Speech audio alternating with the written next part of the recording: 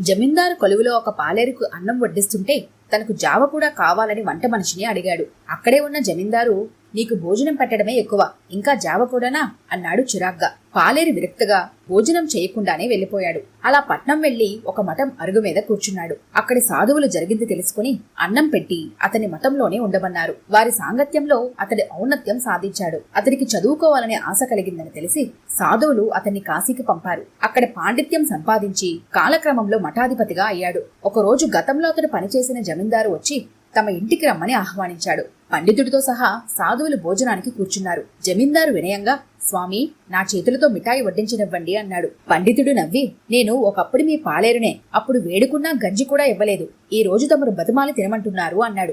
సజ్జన సాంగత్యం నిరక్షరాస్యులకు కూడా జ్ఞానం ప్రసాదిస్తుంది. కోటీశ్వరులు కూడా ప్రణమిల్లేలా చేస్తుంది. డబ్బు కంటే జ్ఞానం గొప్పదని తెలియచేయటమే ఈ కథ సారాంశం.